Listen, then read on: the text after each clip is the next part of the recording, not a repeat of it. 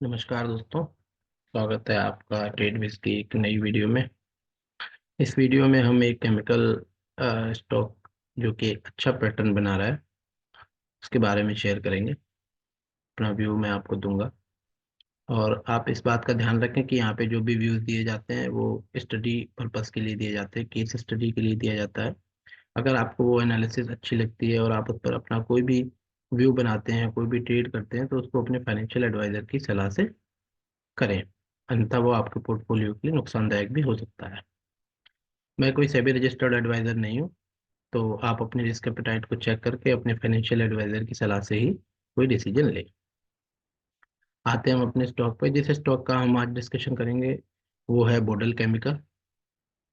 बोडल chemical chemical sector का एक stock है और देखने से लगता है कि बढ़िया चार्ट पैटर्न बना रहा है। तो बिना देरी किए हुए हम चलते हैं अपने स्क्रीन पे। एक बार क्विक व्यू ले लेते हैं इसके फंडामेंटल्स का। तो अगर मैं फंडामेंटल्स देखता हूँ बोडल केमिकल के, तो मुझे फंडामेंटल इतने ल्यूक्रेटिव नहीं लगते हैं फॉर नाउ। जैसे कि हम देख पा रहे हैं कि स्टॉक का पी 167 का है, आर ओ सी 5 का है, आर ओ ई 3.5 का है। तो कहीं ना कहीं आर ओ सी और आर ओ ई कम लगता है। इंडस्ट्री पी 33 का है। पी लेवल पे कंपनी सस्ती सस्ती नहीं लगती है। कंपनी स्टॉक का जो पी है वो 167 का है। प्राइस टू बुक वैल्यू 1.13 है। तो यही इस स्टॉक के साथ अच्छी चीज़ है कि अपनी बुक वैल्यू पे मिल रहा है और इसका पेथरोस्की स्कोर भी 3 का है। पैग रेशियो पे अंडर वैल्यू लगती है -7.95। तो कहीं ना कहीं ऐसा लगता है कि कंपनी में शायद ग्रोथ नहीं है, इस वजह से इसको अंडर वैल्यूड दिया गया है। एफ आई आई होल्डिंग ना के बराबर है, डी आई होल्डिंग ना के बराबर है और ज़्यादातर पब्लिक की इस पे चढ़ी हुई है। तो पब्लिक ओवर ओनरशिप की भी एक प्रॉब्लम लगती है। अगर हम देखते हैं एक बार इसके नेट प्रॉफिट और ग्रोथ, तो कंपाउंड से टॉप लाइन की ग्रोथ 12%, 7%, 5% और ट्रेलिंग 12 मंथ पे -22% की है। और प्रॉफिट ग्रोथ, टॉप लाइन की ग्रोथ भी नेगेटिव दिखती है। तो फंडामेंटल पर्सपेक्टिव से जब तक कंपनी में ग्रोथ नहीं आती है, और कई बार साइक्लिक सेक्टर का ऐसा भी होता है कि उसका हाई पीई होता है क्योंकि उसमें अर्निंग्स नहीं होती। जैसे जैसे अर्निंग्स आती हैं ये हाई पीई अपने आप लो पीई में कन्वर्ट हो जाता है। तो साइक्लिक सेक्टर का पी एनालिसिस हमें थोड़ा अलग तरीके से करना पड़ता है। तो ये हमारे फंडामेंटल के हिसाब से कंपनी बहुत अच्छी नहीं लगती है, बट इसको चार्ट के पैटर्न के हिसाब से देखते हैं तो थोड़ा सा कुछ इसमें मोमेंटम बनता हुआ दिख रहा है। बट ये मोमेंटम सस्टेन करेगा या नहीं करेगा वो आगे आगे आने वाली ग्रोथ और अर्निंग पे डिपेंड करेगा। तो अगर मैं, ये हमारा बोडल केमिकल का वीकली चार्ट है। तो अगर आप वॉल्यूम टिक देखते हैं तो यहाँ पे एक अच्छे वॉल्यूम टिक के साथ एक कैंडल्स बनी हुई है जो कि दिखा रही है कि शायद ये स्टॉक ऊपर की तरफ ब्रेकआउट कर सकता है। आर एस आई लेवल पे भी आर एस आई 63 के आसपास है जो कि इस स्टॉक की मजबूती को बता रहा है और एमएसीडी पे भी बुलिश क्रॉसओवर बने हुए हैं। तो उस हिसाब से वॉल्यूम आरएसआई और एमएसीडी के हिसाब से स्टॉक थोड़ा तेज होता हुआ दिख सकता है। अगर हम इसकी एक बार एलीट वेव काउंट के एनालिसिस करते हैं, तो मेरे को एक यहाँ से एक ये वेव 1, 2, 3, 4 और 5 बनती हुई दिखती है और उसके अगेंस्ट में ये करेक्टिव करेक्शन की एक साइकिल कंप्लीट हुई दिखती है जो कि कुछ इस तरह से है। ये एक कंप्लीट साइकिल अपने आप में कंप्लीट होती हुई दिखती है। इसके अलावा जो मेरे को एक दूसरा पैटर्न यहाँ पे दिखता है वो ये दिखता है कि एक और साइकिल यहाँ पे कंप्लीट हुई। 1, 3, 4, 5। इस जीरो को मैं नीचे करता हूँ।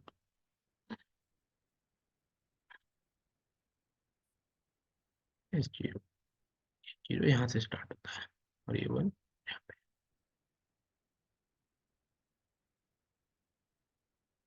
तो इस तरह। और इसकी एक कंप्लीट साइकिल होती हुई दिखती है जो कि इस तरह से।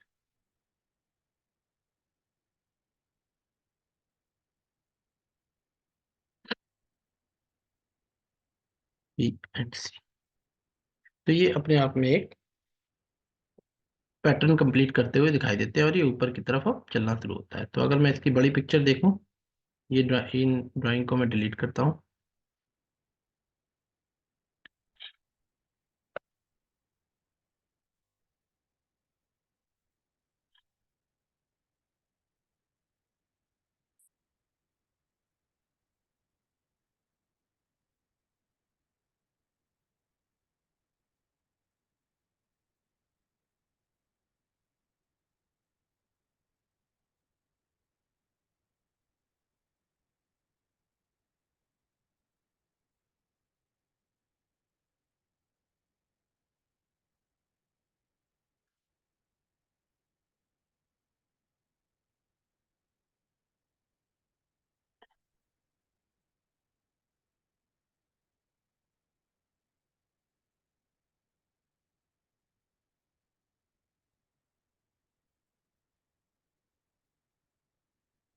बस इसको लोड होने देते हैं।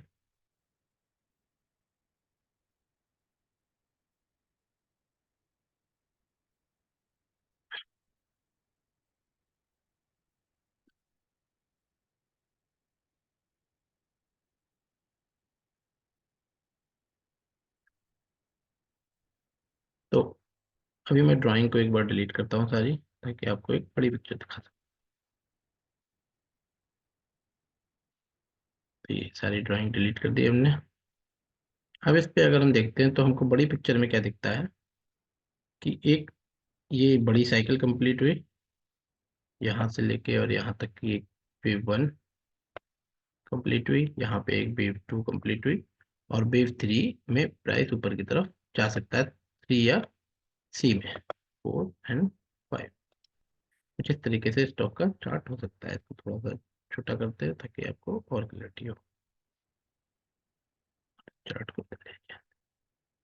मैं इसको थोड़ा सा और बड़े टाइम फ्रेम पे ले जाता हूँ आपको क्लियर पिक्चर दिखाने के लिए। तो ये मंथली पे आते हैं हम, और इसकी visibility change.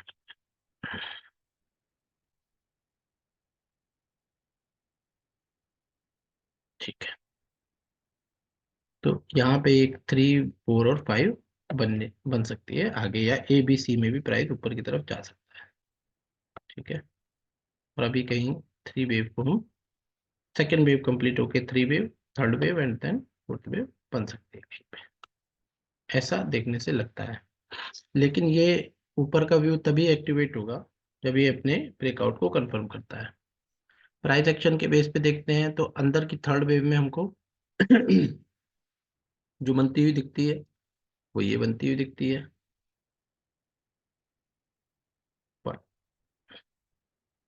To and third wave में प्राइस चल रहा, या सी वेव में प्राइस चल रहा। उसके बाद एक फोर्थ वेव और ये फिफ्थ वेव बन के इस थर्ड वेव के टारगेट अचीव हो सकते हैं, जो अभी के लिए ऐसा हमको देखने से लगता है। अब इस स्टॉक में हम,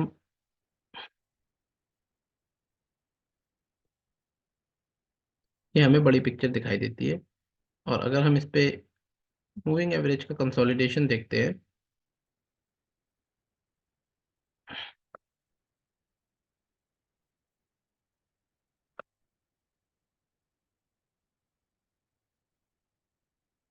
एक बार मूविंग एवरेजेस को देखते हैं अगर हम, तो हमको ये ऐसा दिखता है कि ये वीकली के टाइम फ्रेम पे मूविंग एवरेजेस के पास कंसोलिडेट कर रहा है। इस पर एक बल, अगर वैलिड ट्रेंड लाइन डालने की कोशिश करते हैं तो वो हमको कुछ ऐसे दिखती है।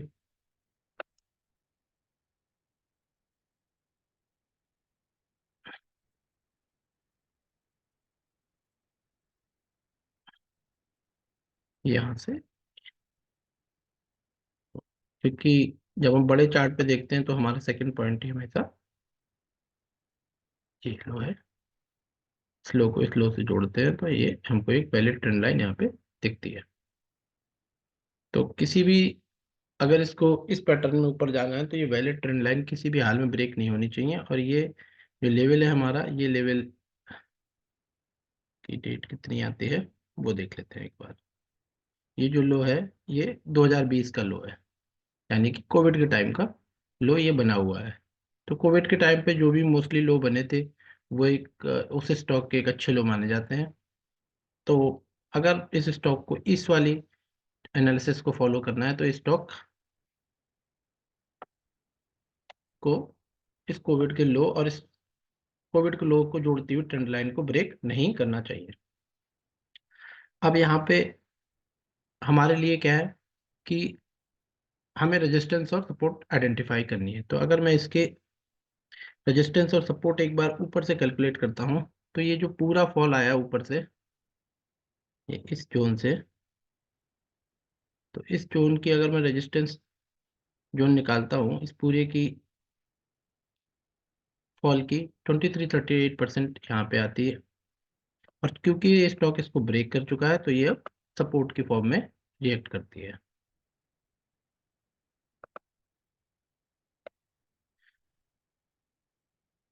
बस इसको और चेंज करते हैं।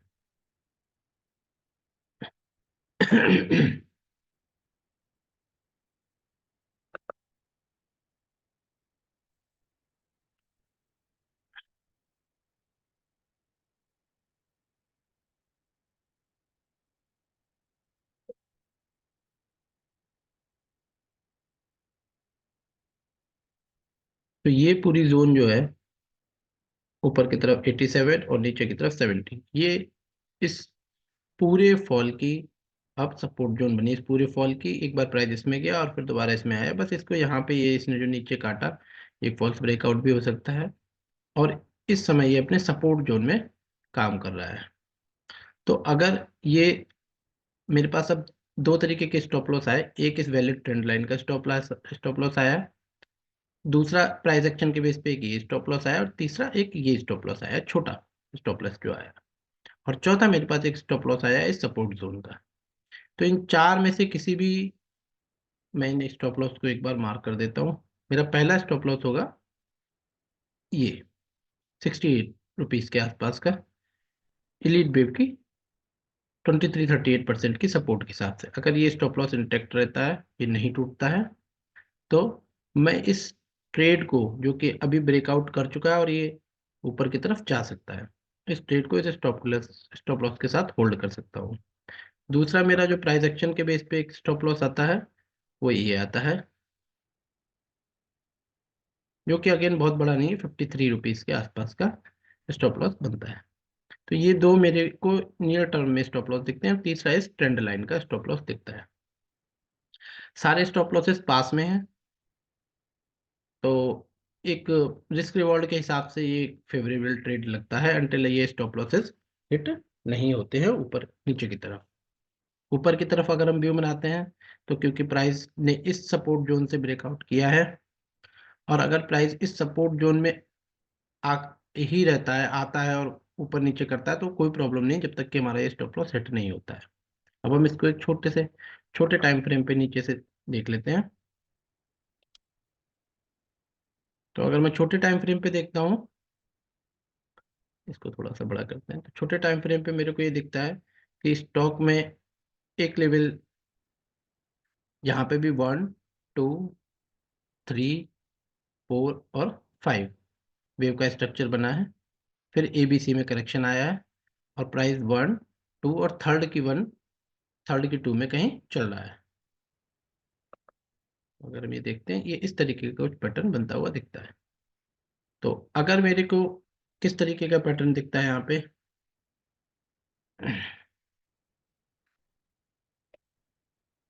अगर मेरे को ये पैटर्न कुछ ऐसे करते हुए दिखता है,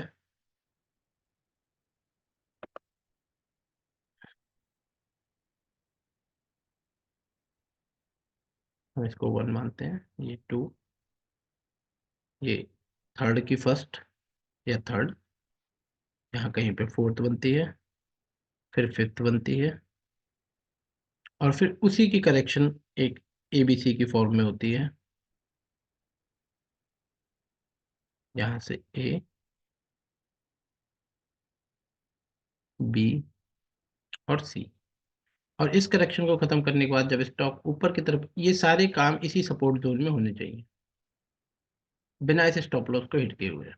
अगर ये पूरा काम इस सपोर्ट जोन में होता है तो इससे हमें दो तरीके के कंफर्मेशन मिलते हैं। एक तो प्राइस ने अपने सपोर्ट के ऊपर ब्रेकआउट किया, और ये ब्रेकआउट करने के बाद दोबारा इस सपोर्ट में आया, और उसके बाद जब ये ऊपर की तरफ ब्रेकआउट करता है, तब ये थर्ड वेव में ऊपर की तरफ इस लास्ट टाइम के हाई को ऊपर की तरफ तोड़ सकता है। जो लास्ट टाइम का हाई हमारा बना हुआ है 147, 147 150 रुपए के आसपास।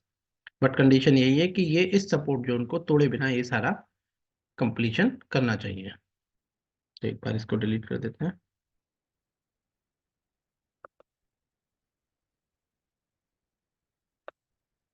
तो हमारे लिए कुल मिला के ये सपोर्ट जोन ही इंपॉर्टेंट है। हमें इस सपोर्ट जोन को ध्यान रखना है। इन स्टॉप लॉसेस को फॉलो करके हम ऊपर की तरफ ट्रेड को एक्टिवेट कर सकते हैं। अगर आपने यहाँ कहीं लिया हुआ है और आपकी रिस्क एपेटाइट आपको ये अलाउ करती है, तो आपको ये जोन के लिए मेरे ख्याल से रुकना चाहिए। अगर इस जोन को हम देखते हैं तो ये हमारी कितने परसेंट की जोन होती है? ये जोन है हमारी अप्रोक्सीमेटली 26% की जोन। 26% की जोन है, और नीचे वाला स्टॉप लॉस को देखते हैं तो ये 40% के आसपास दिखता है। ये थोड़ा बड़ा स्टॉप लॉस है, बट 26% के आसपास का ये स्टॉप लॉस दिखता है। अब ये 26% का स्टॉप लॉस किसी को ज़्यादा लग सकता है, बट इन्वेस्टमेंट के हिसाब से स्टॉप लॉस कोई बहुत ज़्यादा नहीं होता, अगर आपके ऊपर के टारगेट 1:3 1:4 में निकलते हैं तो। अगर किसी का शॉर्ट टर्म व्यू है तो वो इस लेवल पर प्रॉफिट बुक करके निकल भी सकता है। तो अगर मैं बड़े टारगेट अब एक बार निकालने की कोशिश करता हूँ, अगर मेरा ये व्यू यहाँ से इंटेक्ट रहता है, ये स्टॉप लॉस हिट नहीं होता, तो हमारे टारगेट ऊपर के कहाँ तक के आ सकते हैं, अब हम उसको देखते हैं। ये पूरी एनालिसिस इन्वेस्टमेंट पर पर्सपेक्टिव से है, तो इसको वैसे ही लेना चाहिए। ट्रेडिंग के हिसाब से ये एनालिसिस उतनी इफेक्टिव नहीं हो सकती शायद। तो अब मैं ये पहले इस जो अंदर का ये पैटर्न बना है इसके टारगेट निकालते हैं, और फिर ऊपर वाले पैटर्न के टारगेट निकालेंगे। तो अगर मैं अंदर के पैटर्न की टारगेट की बात करता हूँ, ये मेरा एक वेव 1 हुई है यहाँ से यहाँ तक, और ये वेव 3 के इसके टारगेट जो निकलते हैं वो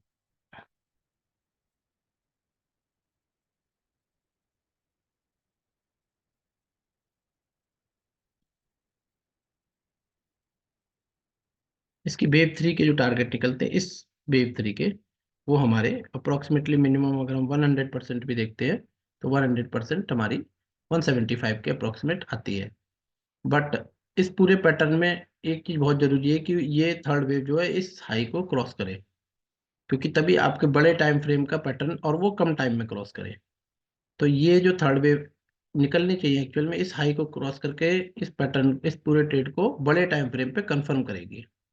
जब मेरा ये 194 का टॉप हिट होगा, और भले ही एक पॉइंट से हिट हो, बट ये हिट होना बहुत जरूरी है। और इस पूरे टाइम फ्रेम जितनी यहाँ से यहाँ तक कैंडल बनी है, इस पूरे टाइम फ्रेम के आधे टाइम फ्रेम में ये ऊपर की तरफ, आधे या उसके बराबर भी, बट उससे कम टाइम फ्रेम में ऊपर की तरफ कंफर्म करना चाहिए ट्रेड हमें।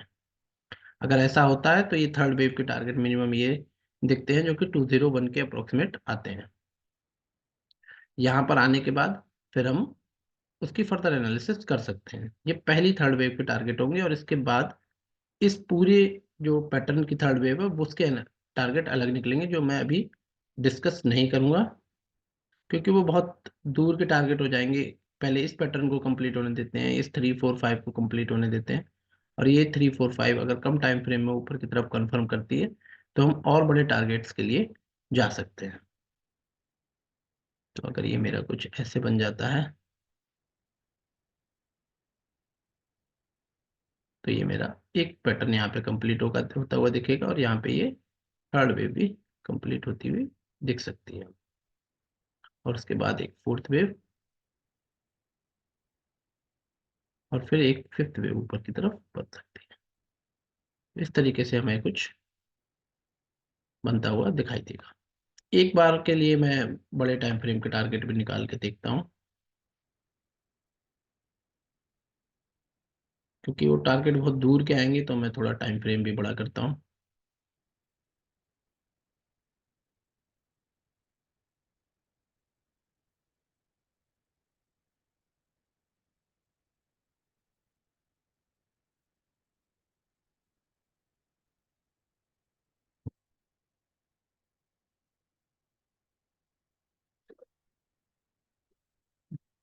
और टाइम टारगेट को थोड़ा सा मिनिमाइज करते हैं। इनकी विजिबिलिटी में वीकली टाइम फ्रेम पे कर देता हूँ ताकि ये यहाँ पे हमको ना दिखे, मंथ्स के टाइम फ्रेम पे ये हमको नहीं दिखे। ठीक है, तो अब मैं इसको निकालता हूँ। तो अगर मेरी ये सपोर्ट इंटैक्ट रहती है और ये ऊपर की तरफ पैटर्न को कंफर्म करता है और ये मेरी सेकंड वेव भी होती है, तो इसके मिनिमम टारगेट इसके 225 270 के दिखते हैं। अगर इक्वलिटी रेशियो को फॉलो करता है तो 225, और नहीं तो फिर 343 तक के टारगेट मेरे को दिख सकते हैं। तो इसको मैं हल करता हूँ। मैं लेवल को हम थोड़ा सा कम दिखा करते हैं और फिर वीकली पे जाके एक बार दोबारा देखते हैं टारगेट्स को।